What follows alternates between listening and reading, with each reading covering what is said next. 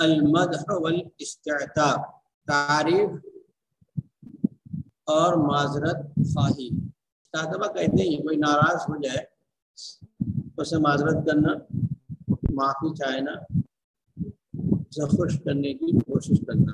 تو جو عہد جاہلی میں اسناد شعری رائج تھی، جیسے حماسہ ہے، فقر ہے، غزل ہے، وصف ہے وغیرہ، اسی طریقے سے مدحیہ شاعری اور معذرت خواہی کی شاعری،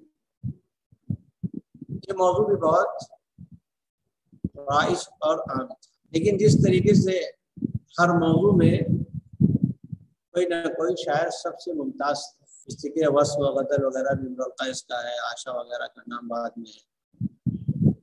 ایسے ہی تعریف میں اور معذرت خواہی میں اس میں نابغہ زبیانی اور عاشا بن میمون یہ ممتاز ہے. لیکن معذرت خواہی میں سب سے ممتاز اور نمایاں شاعر یہ نابغہ زبیانی ہے. اسی کو یہاں پر بیان کیا جا رہا ہے کہ المدح والاستعتاب من اہم موضوعات الشعر بهذا العصر. اس زمانے میں یعنی عہد جاہلی میں شاعری کے اہم ترین موضوعات میں مدح اور استعتاب بھی تھے، یعنی تعریفی قصیدے اور معذرت خواہی کے اشعار. وقد اختار بعض الشعراء النزاهة فيه، بعض شاعروں نے اس موضوع میں یعنی مدح میں یا استعتاب میں شفافیت اور صفائی کا خیال رکھا. نہ سے مراد ہے الخلو بالمبالغہ والقسم، کہ جو جتنی تعریف کا مستحق ہے اتنی ہی تعریف کی ہے، نہ کم نہ زیادہ، نہ کس بیانی نہ مبالغے سے کام لیا. اور بعض ایسے بھی تھے کہ تعریف کا مستحق نہیں ہے لیکن ممدوح نے بہت نواز دیا، خوب دے دیا، وعدہ کر لیا کہ میں اسی منصب پر فائز کر دوں گا. تو وہ جو اعصاب اس میں نہیں تھے ان کو بھی بیان کر دیا، جس طریقے سے ابھی عاشا کا ایک نمونہ آئے گا. تو بعض شعراء نے اس سلسلے میں شفافیت، اعتدال اور پاکیزگی، صفائی کا خیال رکھا ہے. اس طریقے سے زہیر بن ابی سلمان نے کیا کہ حرب بسوس اس سلسلے میں جن لوگوں نے مصالحت کرانے کی کوشش کی تھی ان کی تعریف کی ہے. تعریف اتنی ہی کی جتنا ان کا کام تھا. وَأَرَادَ الْآخَرُونَ بِذَلِكَ الْقُزْوَةَ عِنْدَ الْأُمَرَاءِ أَوِ التَّكَسُّبَ بِالْمَالِ مثل فقر بن العبد وعبيد بن الأبرص النابغة الزبياني والعاشا بن میمون. لیکن بہت سے دوسرے شاعروں نے بذلك بهذا الموضوع، اس کے ذریعے سے عمرا کے یہاں، عمرا اور حکام کے نزدیک تقرب اور قربت حاصل کی. اور یہ امیروں کے وہاں حکام میں بات ہوتی ہے کہ آپ جتنی وہاں ان کی تعریف کریں چاپلوسی اتنا وہ خوش ہوتے ہیں. اب ان کے دربار میں جانا، ہم نے تقرب حاصل کرنا ہے تو پھر ان کی تعریف کر رہے ہیں، غلامی ملائے دے رہے ہیں. اب تکسبہ بعض لوگوں نے مدحیہ یا مدح کے موضوع کو اختیار کیا تھا التکسب للمالی، مال کمانے کے لیے. مقصود کہ فن کا مظاہرہ نہیں، مال کمانا تھا. آج کل مشاعرے میں لوگ بہت سے ایسے جاتے ہیں، اصل مقصود کیا ہے کہ وہاں جائیں گے تو پیسہ ملے گا، سفر کریں گے، سیر و تفریح ہو جائے گی. اس طریقے سے طلحہ بن عبد، عبید بن ابرس اور نابغہ زبیانی تھی اور عائشہ بن میمون. تو ان کے وہاں بھی مدیح شاعری ہے، استکتاب ہے، اور زہیر بن سلمہ بھی.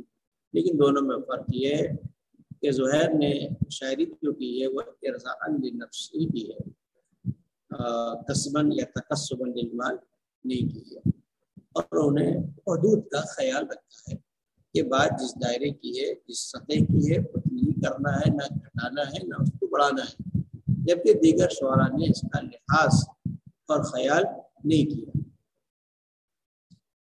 اب نابغہ کا الگ سے ذکر کر رہا ہے، خاص طور سے استعداد کے لیے، کہ امن نابغہ فقط کان من کبار الشعراء. یہاں تک نابغہ سبیانی کا تعلق ہے تو یہ عہد جاہلی کے عظیم بڑے شاعروں میں شمار ہوتا تھا، اور جو طبقہ اولیٰ کے 3 متقدم شعراء ہیں ان میں اس کا نام آتا ہے، یعنی امراء القیس، نابغہ اور زہیر. اتصف شعر بالجودة في المدح والاستعداد بوجه خاص. اس کی شاعری میں جودت خوبی، اچھائی، تو اس کی شاعری کے اندر جودت، خوبی اور عمدگی پائی جاتی ہے، خاص طور سے مدح کے باب میں اور معذرت خواہی کے باب میں. ومن نماذج شعر قول بمدح عمرو بن الحارث الغسانی. ان کے شعری نمونوں میں وہ بہترین نمونہ شعر ہے جو انہوں نے یعنی نابغہ نے عمرو بن حارث غسانی کی تعریف کہا ہے.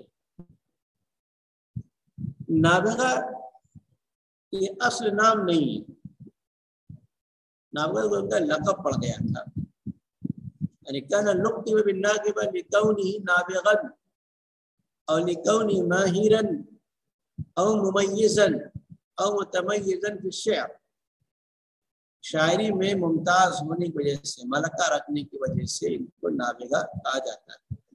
اور اصل ان کا نام ہے زیاد بن معاویہ، زیاد بن معاویہ بن سعد بن زبیان، اور یہ قبیلہ زبیان کی طرف نسبت کرتے تو زبیانی نابغہ زبیانی ان کو کہا جاتا ہے. شاعری کے آغاز میں انہوں نے سب سے پہلے جو حیرہ کی ریاست تھی، یہاں کے حکام کو مناظرہ کہا جاتا ہے، تو وہاں رابطہ وہاں کے دربار سے منسلک ہو گئے، اور خاص طور پر عمرو بن ہند جو ابو قابوس ان کی کنیت، اس کے دربار میں گئے اور اس کی تعریف کی، اور غساسنہ کی تعریف بھی کی، ان پر بد حاصل کر دی تھی. لیکن کچھ ناراضگی ہوئی تھی تو پھر یہ غساسنہ کے بعد چلے جلق آ گئے. جلق غساسنہ کا دارالسلطنت تھا. پھر ایک مدت تک غسانیوں کے ساتھ رہے، پھر ان سے ناراض ہوئے تو پھر وہ دوبارہ حیرہ واپس چلے گئے. اور پھر نعمان بن ابی قابوس، تو نعمان بن ابی قابوس کے دربار میں گئے، اور پھر اس کے ساتھ ایک مدت تک رہے. اس چیز کا نام کیا ہے؟ جلق کی جگہ کا نام ہے، اس طریقے سے ادھر حیرہ ہے. تو نعمان بن قابوس کے پاس رہے اور اچھا مقام حاصل کر لیا تھا، لیکن زیادہ دنوں تک کہ نعمان بن ابی قابوس سے بھی بنی نہیں، انبن ہو گئی، پھر اس کو چھوڑ کر چل جائے. اب کیوں نہیں بنی، اختلاف کی کیا وجہ ہوئی؟ مورخین نے بہت کئی واقعات نقل کیے ہیں. بعض تو نسلی اختلاف ہے، اور لوگوں نے کہا کہ حاسدین نے نابغہ کا نام ہے زیاد بن معاویہ، اور ایک واقعہ بھی بیان کیا جاتا ہے کہ نابغہ نے نعمان بن ابی قابوس کی بیوی کا سراپا بیان کر دیا تھا، تو اس سے اس کی رسوائی ہوئی تھی، اس سے وہ ناراض ہوا کہ گویا کہ اس نے عزت میں ہاتھ ڈالا ہے، پھر اس نے انتقام لینے کی کوشش کی، تو یہ بات ہے۔ طاہا حسین نے ان تمام واقعات کو جمع کرنے کے بعد پھر رائے دی کہ اصل مسئلہ اس کا نہیں تھا جو واقعات بیان کیا ہے، اصل سیاسی وجوہات ہیں۔ یہ مختلف درباروں میں رہے، یہ مناظرہ کے وہاں، کبھی غساسنہ کے وہاں، تو کبھی غساسنہ کی ہی بیان کرتی، کبھی ان کی تعریف کرتی، یہ مناظرہ کی تعریف کی بھی کچھ بیان کرتی۔ یہ سیاسی رقابت تھی، اس بنیاد پر کہ نعمان بن ابی قابوس ناراض ہوا، اور ناراض ہوا، پھر یہ بات کر چلے آئے، اس کی تعریف بھی کر دی۔ خیر، ان کا انتقال ہجرت سے 8 سال پہلے ہوا ہے۔ جہاں تک شاعری کا تعلق کے اوپر ان کی خوبی بیان کی، الجودہ فی المدح والاستعطاف۔ اس کے علاوہ جو ان کی خوبیاں ہیں اس میں ایک ہے فصاحت اللفظ، اور فصاحت جانتے ہی ہیں، کہتے ہیں وہ کلام یا لفظ جو غریب نہ ہو، غیر مانوس نہ ہو، زبان سے ادائیگی میں دشواری نہ ہو، سننے میں ناگواری نہ ہو، پسندیدہ ہو، سرل مانوس معروف ہو، اور اس کی ادائیگی میں بھی سہولت ہو، اور سننے میں بھی ایک طرح کی لذت یا اچھا اثر محسوس ہوتا ہو۔ اسی سے کہتا فصاحت اللفظ اور عذوبتہ، لفظ کی فصاحت اور اس کی حلاوت و چاشنی۔ ایک اور اس کی خوبی ہے سہولت فی التراکیب، کلام میں الفاظ کی جو نشست و برخاست ہے، جملوں کی جو سیٹنگ ہے، اس کے اندر بھی کوئی تاخیر نہیں ہے، بلکہ روانی اور سلاست پائی جاتی ہے۔ ایک خوبی اور ہے وضوحا فی المعانی، جو معنی و مفاہیم پیش کرتے ہیں اس کے اندر بھی غموض نہیں، بالکل واضح کیا کہنا چاہتے ہیں، بڑا صاف طور پر واضح ہو جاتی ہے۔ اسی وجہ سے ناقدین میں خاص طور سے ابن رشید نے، ان کی کتاب ہے العمدہ، ان کی بہت تعریف کی، اور بلکہ بعض حیثیتوں سے ان کو زہیر سے بھی ممتاز قرار دیا ہے۔ بس ناقدین نے یہ تنقید بھی کی کہ ان کے پاس صدق کا عنصر کم ہے، جو شاعری کی جان ہے، اس لیے کہنا یتکسب بشعری، شاعری کے ذریعے سے یہ کماتے تھے، اور جب شاعری کو مال کا ذریعہ معاش بنا لیا جائے تو پھر اس کے اندر کس، لیکن اگر دوسری ناحیے سے دیکھیں، اس طریقے سے بعض ناقدین کہتے ہیں، اصول ہے کہ احلی الشعر اکذبہ، احلی الشعر اکذبہ، سب سے عمدہ اور میٹھا شعر اوپر جو سب سے جھوٹا ہوتا ہے، تو جھوٹے میں آدمی کو کہاں سے کہاں انسان کو پہنچا دیتا ہے۔ اور شہرت اور ان کی جو مقبولیت ہے وہ مدحیہ شاعری اور معذرت خواہی، یا ان کے دونوں نمونے دیے جا رہے ہیں، تعریف کے بھی آگے معذرت خواہی کے، کہ علی لامر نعمت بعد نعمت لوالدہ لیست بذات اقارب، نعمہ جمع نعم احسان، اقارب یہ اقرب کی جمع بچھو، بچھو والا احسان، مراد ہے وہ احسان جو جتلایا جائے، وہی ہوتا ہے جب کوئی آپ کسی کے ساتھ کوئی مدد کر دیں یا احسان کا لوگوں کو بیان کریں کہ میں نے ایسا کیا تھا، تو جتنا فائدہ اس کو آپ کی مدد سے تو اتنا نقصان اس سن کر ہوتا ہے. لوگ سمجھتے اچھا فلاں کے مرور ملت ہے. تو احسان جتلانا یہ بڑی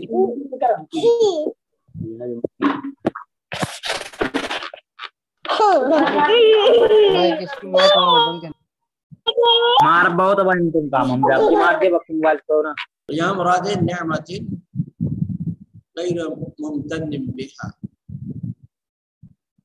امر ابن ہند تو علی لامر نعمت،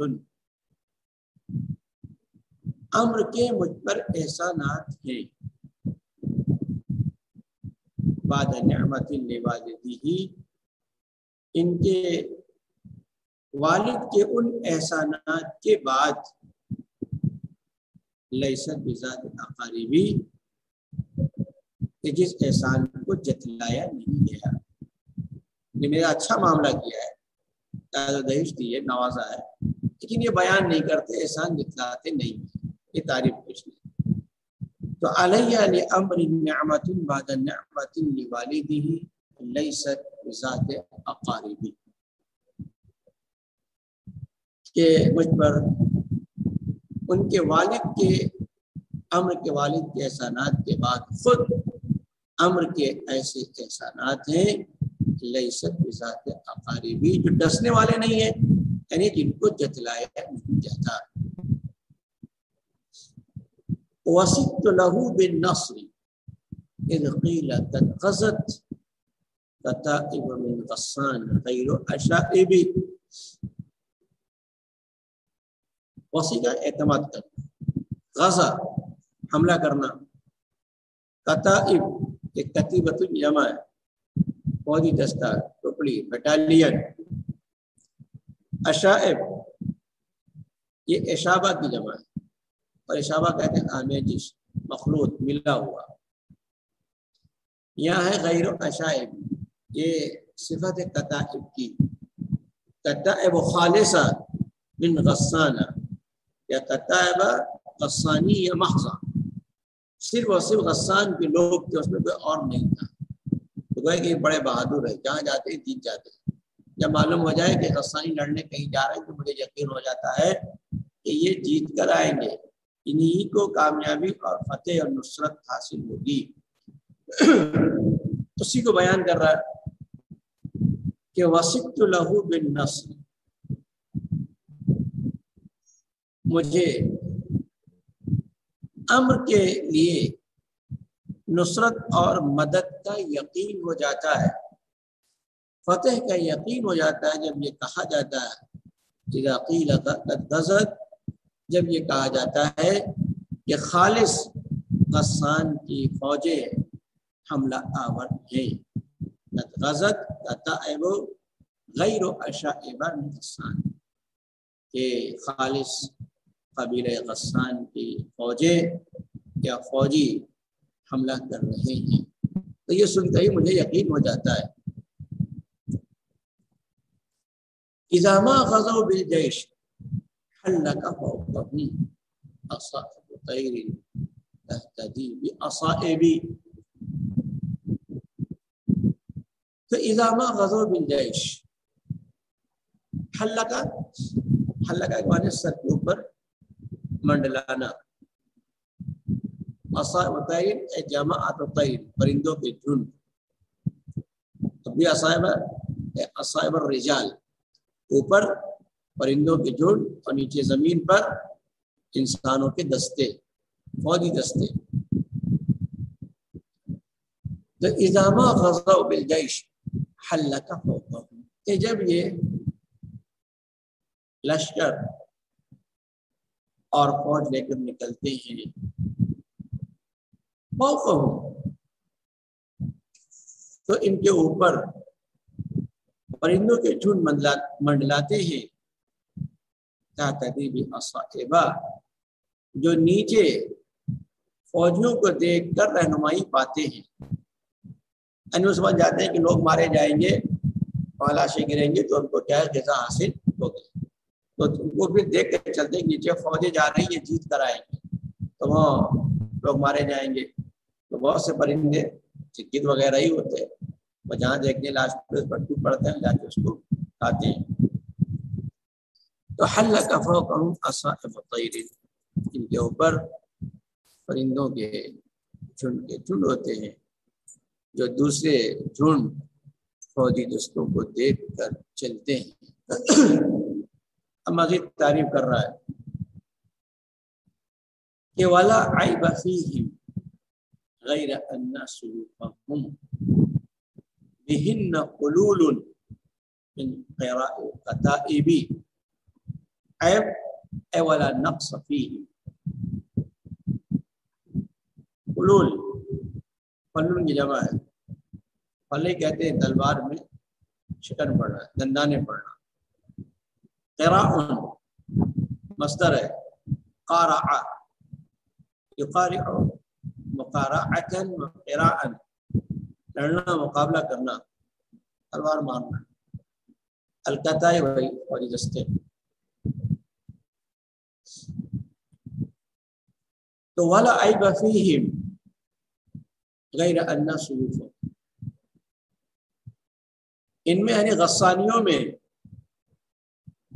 کوئی عیب اور نقص نہیں ہے. غیر انہم، اب آگے کا جملہ ایسا لگ رہا ہے کہ کوئی عیب نہیں، یہ المدح فی صورت الذم سے ہے، مزید تعریف کر رہا ہے. غیر انہم، حالانکہ اس کے باوجود، البتہ اس کے ساتھ، ان صلوبہم اے ان بصلوبہم قلول، ان کی تلواروں میں دندانے پڑ جاتے ہیں. کیوں؟ من قراء القتائب، فوجوں کو مارنے کی وجہ سے. یہ تلواریں استعمال کرتے ہیں جو دھار ٹوٹ جاتی ہیں، شکن آ جاتا ہے. یہ گویا کہ بہت سی خوبیاں ان کے اندر ہے. ایک بڑی خودی کا شجاعت اور دلیری ہے، جس کی علامت کیا ان کی ٹوٹی ہوئی تلواریں یہ اتنی کثرت سے استعمال کرتے ہیں جو ٹوٹ گئی ہیں. تو بہن فلول من قراء القتائب، کہ فوجوں کو مارنے اور ان کے مقابلے کی وجہ سے ان کے تلواروں میں دندانے پڑ گئے ہیں. اب ایک امتیاز اور بیان کر رہا ہے کہ لہم شیمۃ لم یؤتیہ اللہ غیرہم من الجود والاحلام غیر عواصب. تو اچھا شعر ہے. شیمہ جمع شیم، عادت، خصلت، خوبی، اخلاق. جود سخاوت، عالم حلم جمع مراد عقل، سہانت. عواصب عازب کی جمع ہے، اور عزبہ کہتے ہیں غاب غائب. دونوں باتیں سخی و فیاض ہیں اور عقل و دانش بھی رکھتے ہیں. ایسا نہیں کہ جو خرچ کرتے ہیں حماقت اور بے وقوفی سے خرچ کر رہے ہوں، نہیں، جان بوجھ کر سمجھ بوجھ کر داد و دہش کرتے ہیں. تو دونوں خوبیاں ہیں، سخاوت و فیاضی بھی، ذہانت، حلم اور عقل مندی بھی. کہ لہم شیمۃ لم یؤتہ اللہ غیرہ، اصل میں لہم شیمۃ من الجود، ان کے اندر جود و سخا، سخاوت و فیاضی و دریا دلی کی ایسی منفرد خوبی ہے کہ اللہ نے ان کے علاوہ کسی اور کو نہیں عطا کیا. کہ پورے عربوں میں یہی سخی و فیاض ہے. الاحلام غیر آواز. ہاں، عقل بھی کوئی غائب نہیں ہے، یعنی یہ اہل عقل و دانش بھی ہے، شعور رکھتے ہیں، احساس کی دولت سے مالا مال ہیں. آگے اور ان کی ناز و نعمت. رقاق النعال طیب وجوزاتهم يحيون بالريحان يوم السباسب.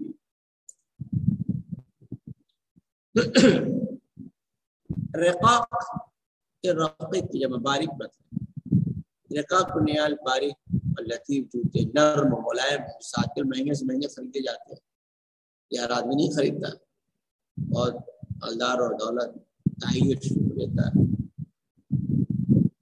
غیر عدل یعنی غائب نہیں ہے، یعنی کیا؟ الاحلام حاضرہ والاحلام صفت لہم. طیب پاکیزہ. حجوزات کمر کو کہتے ہیں. تو دو کنائے ہیں یہاں پر. پہلا ہے رقاق النعال، یہ کنایا کس سے؟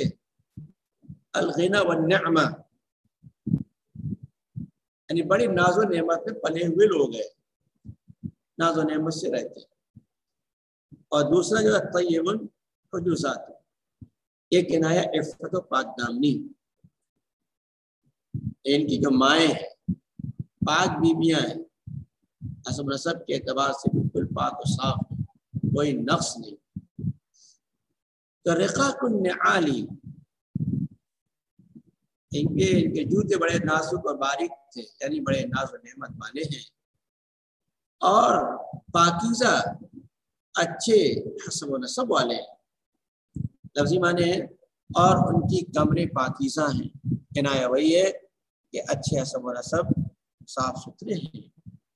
یحیون بالریحان، ریحان پھول کو کہتے ہیں، مراد یہاں پر گلدستہ. سباسب ان کے ایک تہوار کا دن، جشن اور دل خوشی منانے سے ہمارے وہاں عید وغیرہ ہے. آج بھی یہ کلچر ہے. تو آپ کسی محفل میں جائیں گے، پروگرام میں، تو لوگ گلدستے لے جاتے پیش کرتے ہیں. جو دعوت دیتا ہے بڑا ہوتا ہے اس کے سامنے، یہ گویا کہ تحفہ سلامی ہے. تو یحیون بالریحان، انہیں سلام کیا جاتا ہے پھول پیش کر، یعنی گلدستے پیش کر کے انہیں سلام کیا جاتا ہے. کس دن؟ سباسب کے دن، جشن کے دن، جب لوگ آتے ہیں جب منانے کے لیے، چاہے جو مختلف محفلیں فرقے کیا کیا مناتے ہیں، تو جو آتا ہے گلدستہ لے کر آتا ہے، پیش کرتا ہے اپنی مسرت کا اظہار. یحیون بالریحان یوم السباسب، اور سباسب کے دن، جشن اور خوشی کے دن، انہیں گلدستے پیش کیے جاتے ہیں. گلدستے پیش کر کے سلام کیا جاتا ہے.